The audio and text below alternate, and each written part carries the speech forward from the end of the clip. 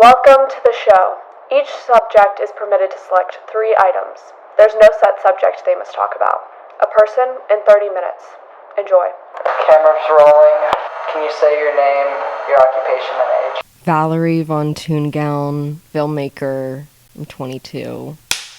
My 2 items of choice are a tambourine and a harmonica. Is the sound, good? It's speeding. Okay. Just checking. Someone's thinking podcasting. Yeah, I really, truly had no plans walking into this. I've been looking through my notes app for days because there was a period in my life where I was convinced I should be a stand-up comedian.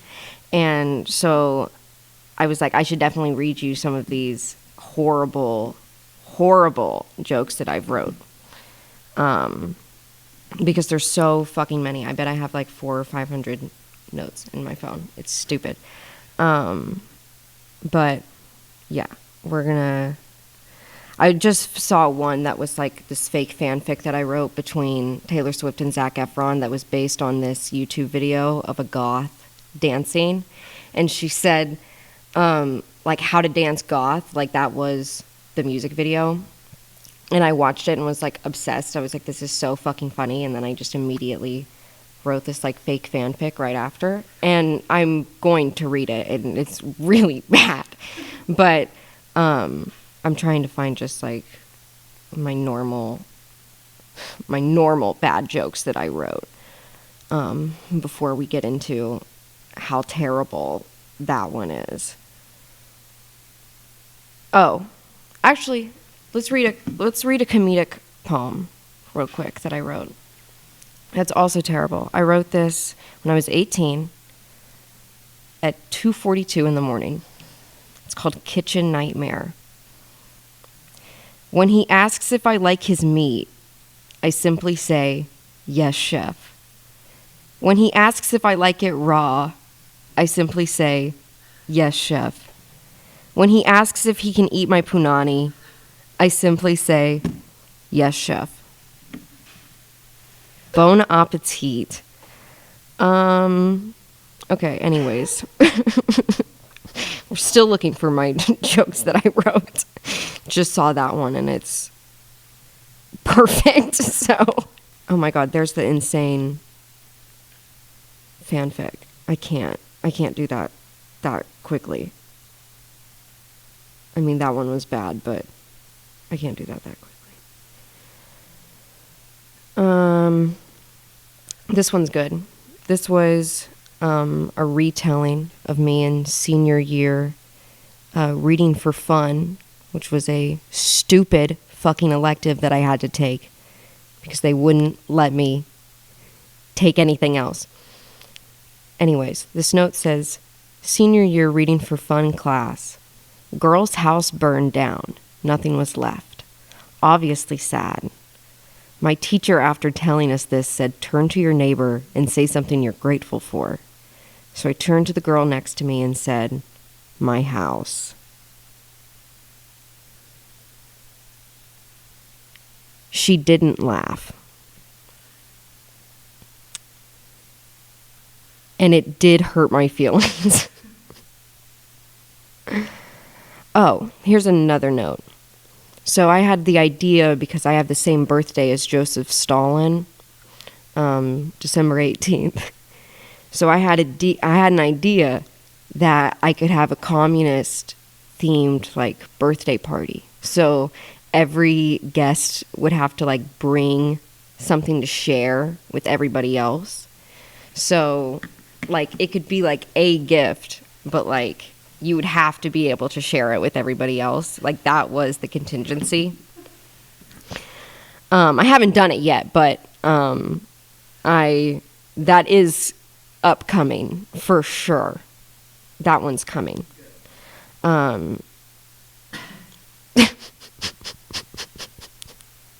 Oh, here's a really great one of a terrible first date experience. Guy on a first date with me said the joke, and I quote, Hitler killed Hitler, so he couldn't have been that bad. End quote. I did not laugh that time. So, that was a really bad note about me saying how I would say the F slur to get Polynesian sauce at Chick-fil-A. If they were like, you have to say it 3 times to get 3 packets, I'm saying it 4 times to get an extra one. Like, I don't give a fuck. Like, I need that. I wrote a joke the other day, and I'm trying to think of what it was. I said, it's so fucked up that I'm one of God's children, and when he died, I didn't get an inheritance. Fucked up. He's not taking care of his children. So fucked up. Where the fuck is my cannibal one? I don't know where my cannibal one is. We're just gonna look for it, because you'll really like this one. This is one of my favorite jokes that I've ever wrote. I have 2. I have one, well, they're both about abortion, but I know that's a bad setup. But, first joke. Do you think cannibals love the dumpsters of Planned Parenthood? Would that be the equivalent of veal for cannibals?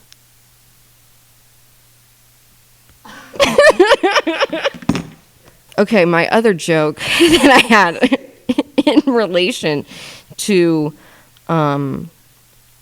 the Planned Parenthood joke is that God would have loved late-term abortions because he killed his son when that bitch was like 30. So I think he'd be okay with 6 weeks. I don't know. I think that'd be pretty fucking generous of him.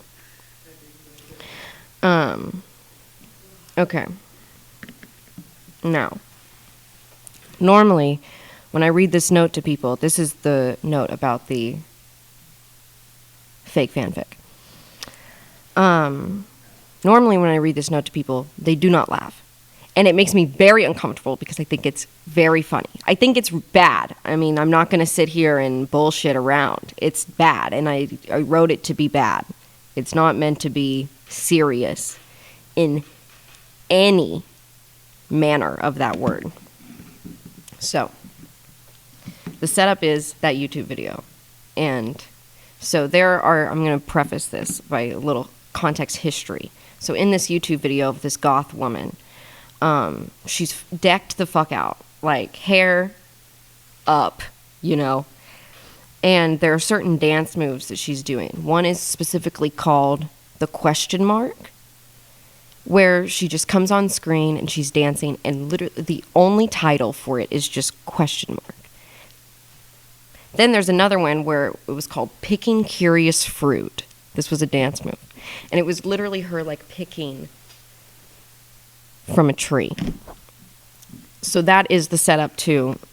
That is the only context to the rest of this, unfortunately. So we'll do a little ambiance music.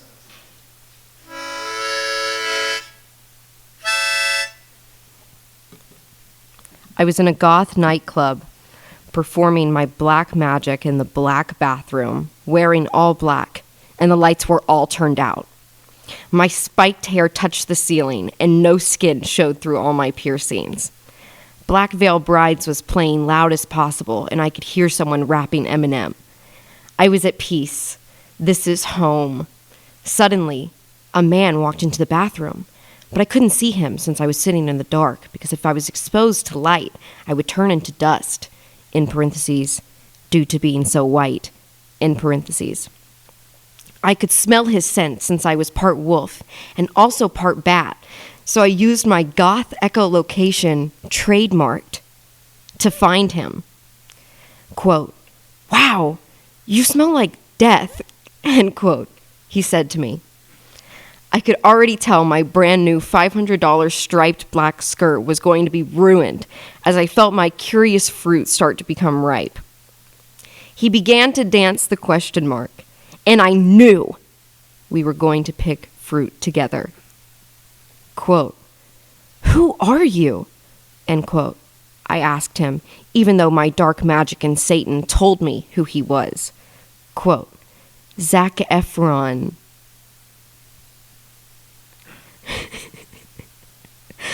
"I want to be like you, Taylor. I want to be dead inside with a want to kill myself all the time. I want to be covered in piercings that weigh me down and never allow me to go on a plane. I want dogs to attack me on sight. I want to only wear black. Teach me." End quote. My black lipstick met him, and all of a sudden the room turned into Satan's lair. We were the devil together. Our fruit was curious, but it was curious together. God damn it. David Bowie was playing in the back, and I knew I was going to give my soul and pottery baby to him. As we both had no touching sex, suddenly someone appeared. Quote, "Grandma?" End quote. Quote, "Yes, son. I want to join in." End quote. Quote, "We've already committed that crime, though." End quote. I can't believe I had already picked up someone who did incest. They are so hard to find. He is perfect.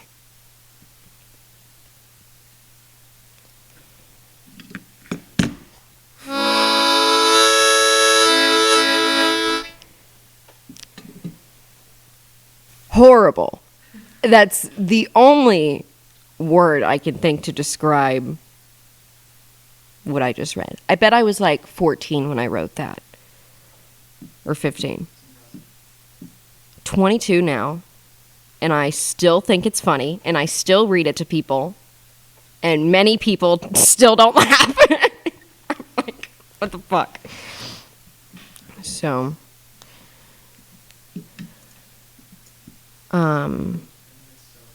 yeah, I think it's certainly something.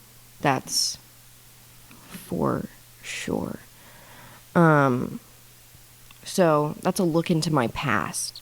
Presently, what I've been doing is I have been promoted at work to costume supervisor from key costumer after much drama had ensued on the production that I will not disclose publicly. Privately, I will talk all of the shit possible, but publicly, absolutely not. My lips are sealed. But I got promoted, and it's so ridiculous that I have been promoted because literally for the past week and a half, almost 2 weeks now, I've been late every single day. It doesn't matter. And I'm not talking 10 to 15 minutes late. I'm talking hours late. I'm literally showing up 2, 3, 4 hours late to work. And no one said a word. No one's talked to me about it because I'm the boss. How fucked up is that? That's so stupid. I can't believe that. I shouldn't be allowed to get away with this. I should have gotten fired a week and a half ago.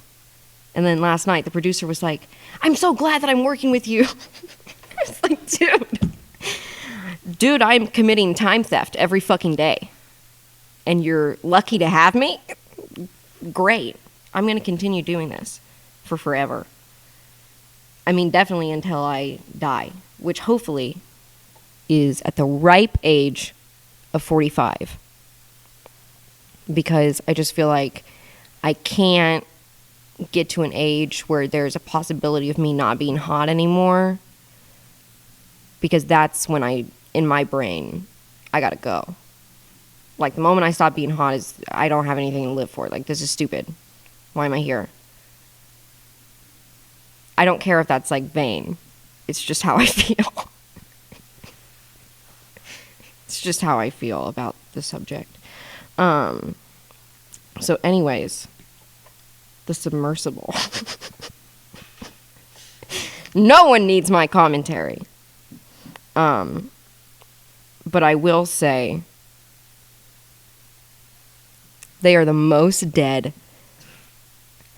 a human, I think, has ever been in life.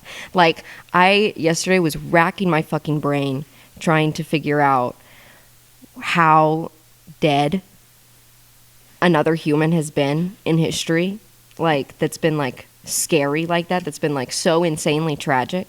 And I literally couldn't come up with one. I was thinking of the dog that Russia sent up to space and that they knew was going to die. That was also pretty fucked. But that was my other thought, was like, they definitely knew that bitch was going to die and they sent her up there anyways. And they were like, bummer. And these people signed a contract and willingly paid $250,000 to die. The most horrific death I can think of in hundreds of thousands of years. Like, that's insane. I don't go into the ocean. So this is, like, super fucked to me. Like, I'm like, duh. You guys are so stupid. Like, I don't even go on cruise ships. I've been on little boats and stuff, and, like, sometimes that's okay. But I don't fuck with large bodies of water. Like, at all. I don't care. Like, lakes, swamps, marshes, bogs, really large puddles, I guess. I don't know, because I don't fucking know what's in there. That's fucked up. I can fuck with a pool. I can fuck with a pool all day long. Saltwater pool, I'm intrigued. The ocean, fucked up. That's fucked up. I'm not going in there. Like, absolutely not. The same way that, like, I barely go on planes. I'll go on a plane all day long, though, because, like, it would be cool to die in the sky. It would be an ego crush to die on water in the ocean where we know less than 5% of it. Like, that's fucked. We know more about the sky than we know about the ocean. Fuck off. Like, that's fucked up. That's fucked up. I trust gravity more than I trust whatever the fuck is in the ocean.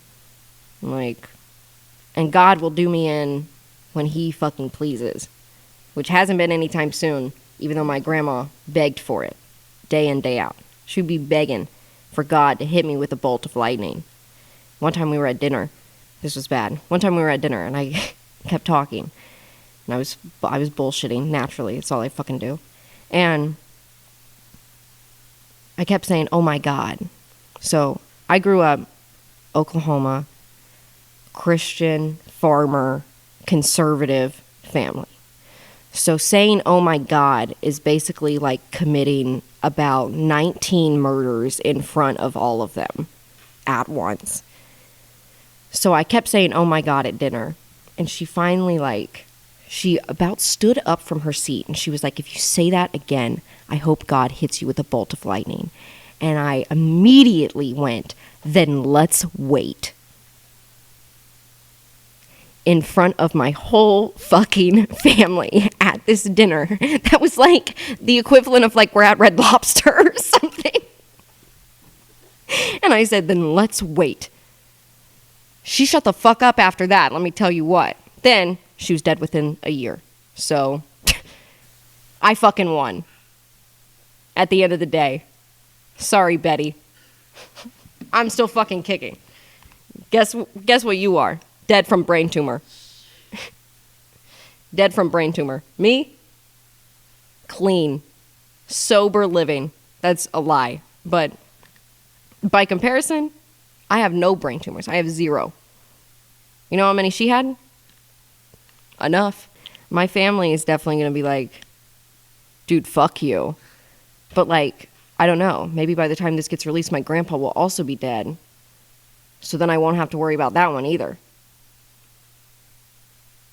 I love my grandparents. Like, let's not get it twisted. They're fucked people, but, like, I love them. And they do a lot for me. Literally, my grandpa, he gave hats of our family dairy farm. And so I've been selling them on set.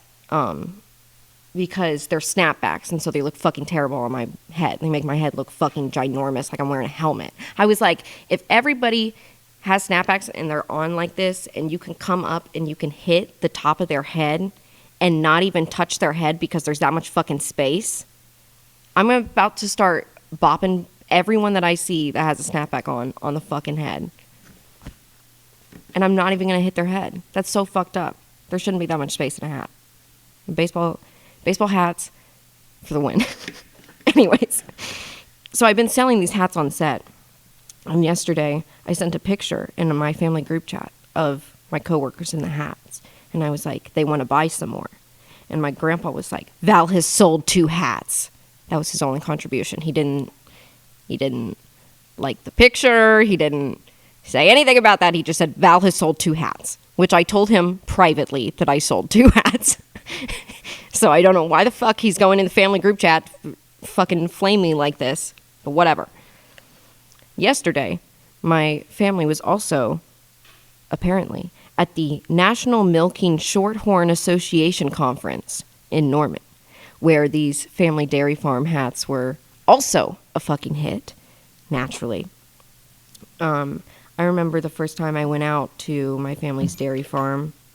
I remember the first time I went out to my family's dairy farm, and I saw all of the cows hooked up to those insane milking machines, and I cried. Like is natural, because you're like, what the fuck? Why are there a bunch of aliens in my family's farm? And then they all proceeded to make fun of me for crying.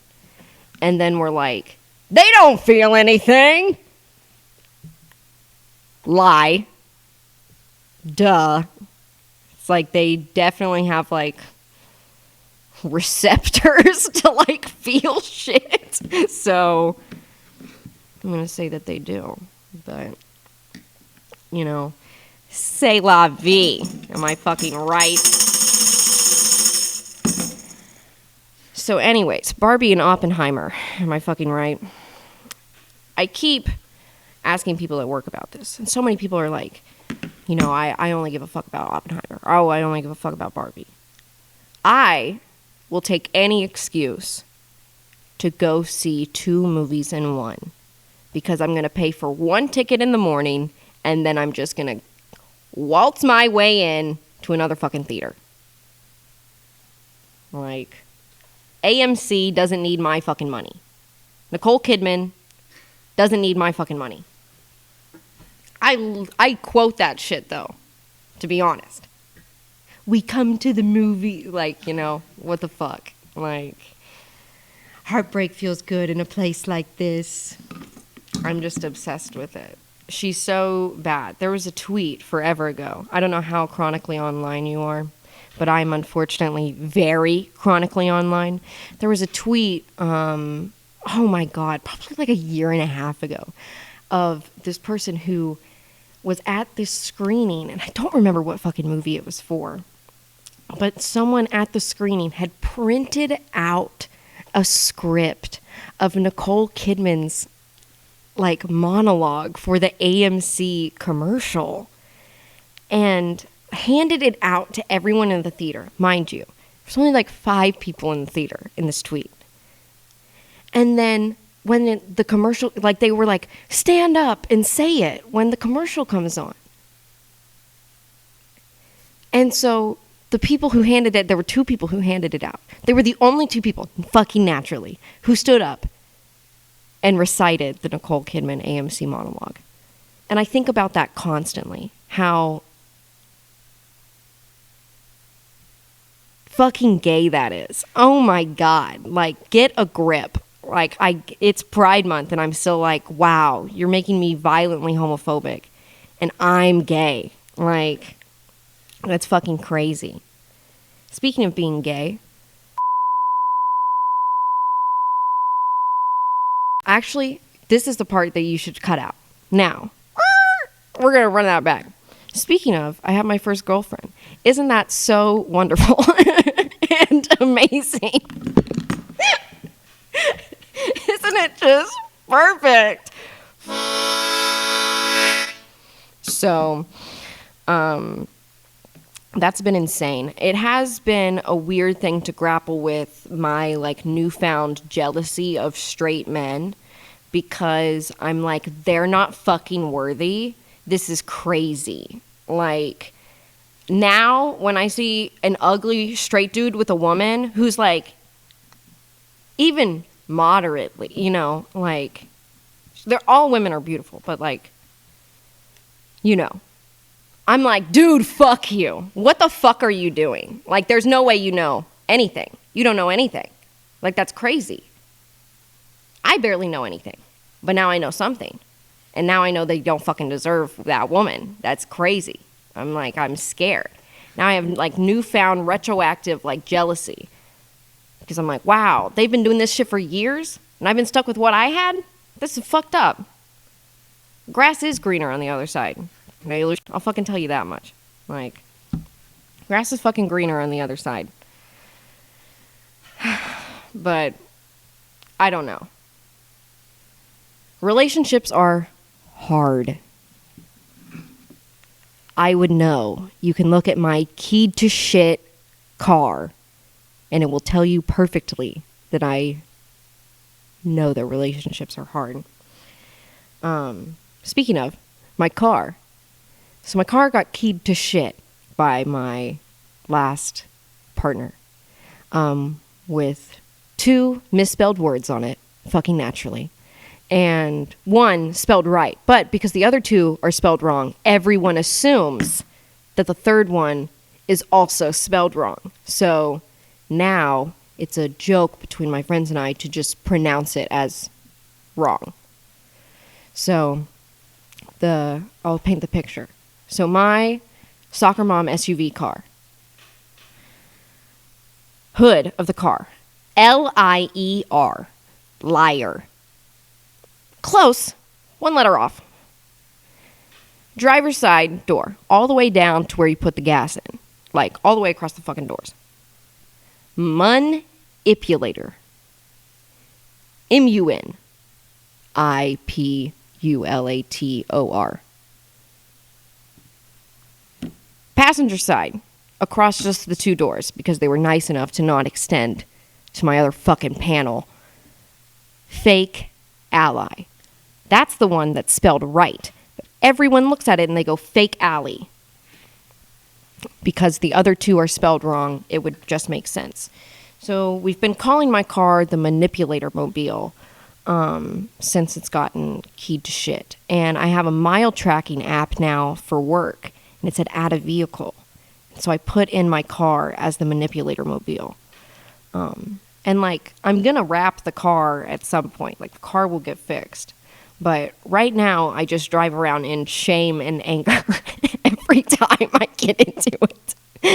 So, my best piece of advice for any young creatives out there is to get into at least 1 to 3 tumultuous relationships that you won't get physically harmed in, but that will be emotionally and mentally damaging and taxing to your spirit. So then you can pull from reality when you're writing. Obviously, don't fucking do that. But I will say it does do fucking wonders. Same with experimental drugs. Test them. That's my only piece of advice. Test them.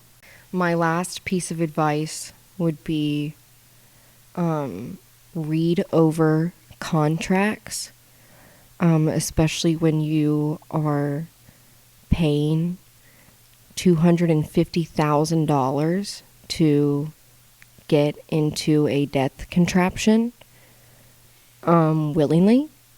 I would say please read over the fine print of contracts, because then you wouldn't have done that. Or you're stupid enough and have a big enough ego that it doesn't fucking matter, and you're dead anyways, just like those people are. So I think that can wrap things up. I don't know.